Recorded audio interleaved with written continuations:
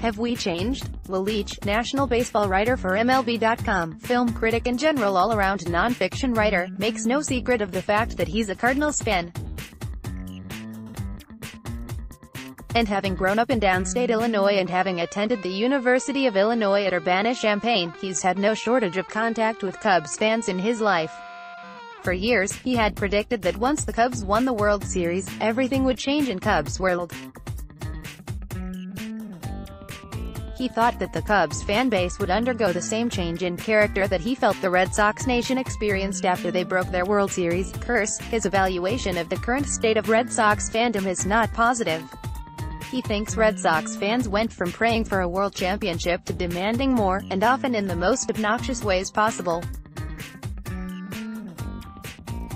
Red Sox fans, in his estimation, never forgot the decades of insults and chants of 1918. Now that the Red Sox are on top, they're out for revenge. Leitch felt that Cubs fans would react in the same way once the Cubs won the World Series. In a column published last September, Leitch admitted he was wrong about Cubs fans. The article was written early in the month when the Cubs were struggling, but most people outside of Wisconsin were fairly confident that the Cubs would hold off the Brewers for the NL Central title. Of course that didn't happen, and I think that's instructive.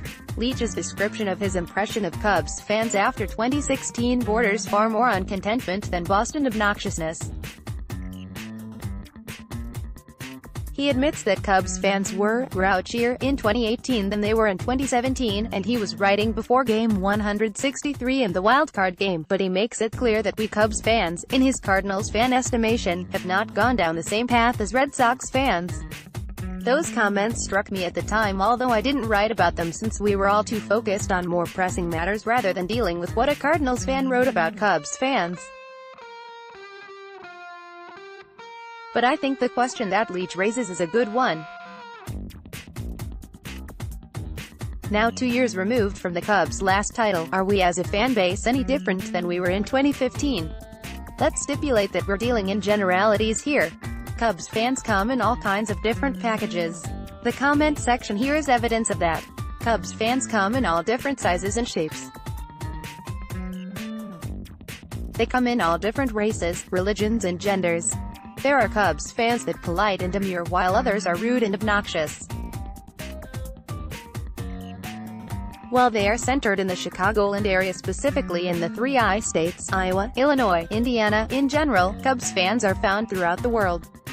But just like dogs come in poodles, golden retrievers, mastiffs and hundreds of other breeds, they're all still dogs. And good dogs they are, although doing so is dangerous. I'm going to generalize here about what characteristics unite Cub fans, because I'm not going to have an article unless I do. To start, there are the gifts of Philip K. Wrigley, the eccentric recluse who owned the Cubs for more than 4 decades. Much of the Cubs fan base is the result of decisions made by Wrigley. One is that beautiful Wrigley Field would be a cathedral of baseball and a sacred place whether or not the Cubs were winning. 2 is that day baseball was holy and superior to night baseball. And the third is that the games would all be available on WGN television and radio. Obviously the third tenet is going away and the second one is under assault. This will have an impact on what it means to be a Cubs fan going forward. What that impact will be is for future generations to decide. The other defining characteristic of being a Cubs fan is 1908 and the 108-year title drought. Every Cubs fan has been defined by their devotion to a team that had not delivered the reward of a title to anyone during their lifetime. Only the oldest of Cubs fans could even remember the last National League pennant before 2016. The media and those outside of the Cubs fan base like to describe the team as the lovable losers, a phrase much detested around here. Unlike what many believed, Cubs fans never wanted to lose, nor were we all that lovable about it. Certainly we loved the Cubs unconditionally and we always found a place for them in our hearts no matter how bad they were. But we never found happiness in losing. We found happiness despite losing. Because I spent more time in a university than anyone really should, I can best explain this by turning to Greek mythology. Prometheus stole fire from the gods and gave it to mankind. For this, he was punished by being chained to a rock and having his liver eaten every day by eagles. Then the liver would regrow overnight and be consumed again the next day. As Cubs fans, we can see the parallel.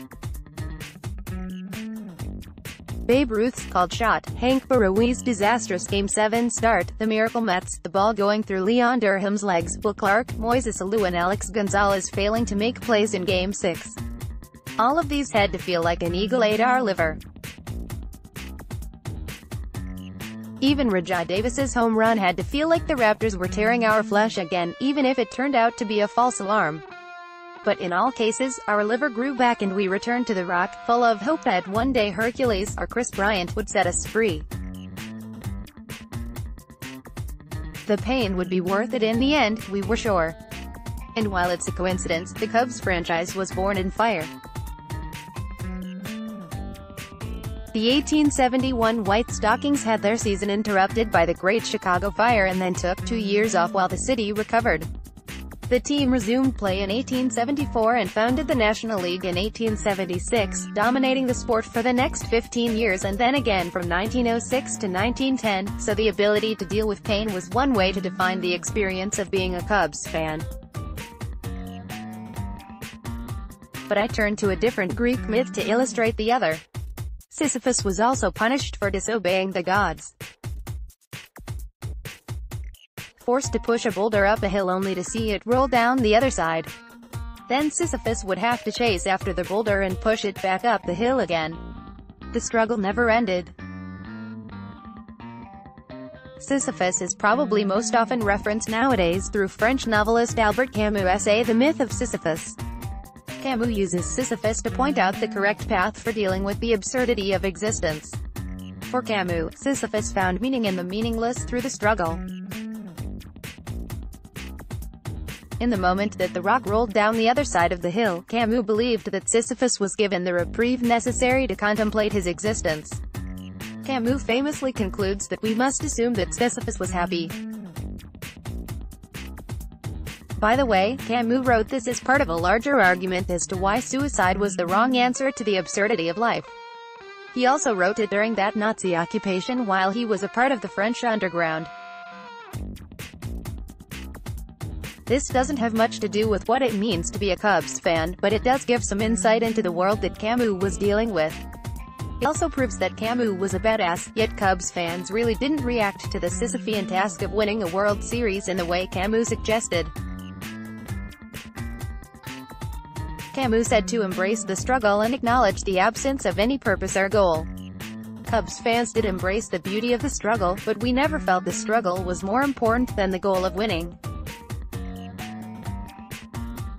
Cubs fans failed to acknowledge the absurdity of their situation and instead took their cue from a more pop philosopher, Charlie Brown. Charlie Brown took the field every game with the expectation that he would win. Sure, he had an outfielder who was uninterested in catching the ball. She'd rather flirt with the catcher, who would rather be playing Beethoven on a toy piano than actually catching. One player couldn't see the ball for all the dust that surrounded him. Another took a blanket out into the field with him. His shortstop was a beagle. Yet Charlie Brown never lost hope. And that's what defined the Cubs fan over the 108-year drought. Sure, the team was a mess, but that beagle could hit a bit. That kid's blanket could snare a line drive from time to time. Maybe if this time everything fell right, Charlie Brown's team could finally win. They never did, but he never lost hope that one day they would. Charles Schultz was a Giants fan, but that response of hope in the face of absurdity defines the Cubs fan in my mind. And Giants and Cubs fans actually have a lot in common. The Giants won plenty of titles in New York, but they never won one in San Francisco before 2010. By then, the team at the Polo Grounds was as distant to them as Tinker Weber's to Chance was to Cubs fans. and much farther away geographically, so what happened in 2016 was that the Cubs finally got that rock to stay at the top of the hill. Yes, I know that wasn't what Sisyphus was supposed to do. He was just supposed to push it from one side to the other in eternal torment. But myths change to accommodate new circumstances. After 108 years, the Cubs finally accomplished the impossible. So what was there to do then? Really, nothing other than knock the boulder back down the hill and start all over again. So to answer the question, that's why I don't think Cubs fans have changed much. Maybe a little, but not much. Sure, expectations are higher now.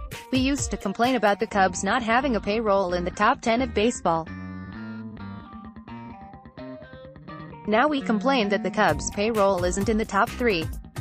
We expect that we won't have to wait another 108 years for another title, but we still expect that the Eagles will eat our livers, as they did in the final 2 games of the 2018 season. Were we angry, sad and disappointed? Yes, but we knew those 2 losses don't define us any more now than all those other losses did. What defined us was the willingness to go on in the face of those losses. I don't think we as Cubs fans will ever lose the appreciation of the struggle. Yankees fans expect titles. Red Sox fans now demand them. Dodgers fans are just puzzled why they don't have one recently. Cubs fans still just hope for a title. Even if the Cubs win 3 more World Series titles in the next 15 years, I don't think that's going to change much.